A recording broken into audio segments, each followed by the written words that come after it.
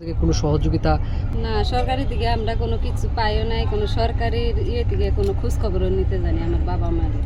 কিন্তু আমরা জামাত ইসলামের থেকে টাকা পাইছিলাম, 3 লাখ টাকা পাইছিলাম। তারপরে অনেক আপনাদের মতো জনগণে আমার বাবা মারে 2, 4, 5,000, 6,000, 10,000 এরকম করে অনেক সাহায্য করছে অনেকে। কিন্তু সরকারের থেকে কোনো দলের আর কোনো দলের দিকে আমরা কিচ্ছু পাইনি। আমার বাবা মার খোঁজও নিতে জানি।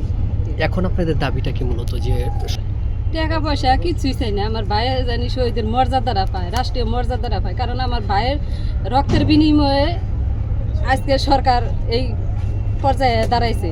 কিন্তু আমার আরও অনেক ভাইয়েরা, আমার ভাইয়েরা যদি জীবন না দিত, রক্ত না দিত, তাহলে তো দেশ এরকম এই পরিস্থিতি হইতো না।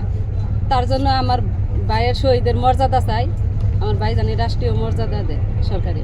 আমার বাবা মায়ের জানি খোঁজখবর নেই। আচ্ছা, আজকে একটু বলেন। আমার ভাইয়ের যদি একটা হাড্ডি পাই, তাও আমার দেশের বাড়িতে নিয়ে আমি মাটি দিব। আমার বাবা মা চায় দেখো যে আমার ভাই এই জায়গায় শুয়ে রয়েছে, ঘুমাইছে। আমার বাবা মাও মরলে পরে তার পাশেই কবর হবে।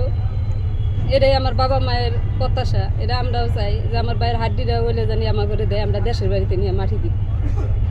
আর যারা এই ঘটনা তাদের তো ফাঁসি চাই আমি, তারা জানি ছাড় না পায়। সরকারের কাছে আমার একটাই দাবি।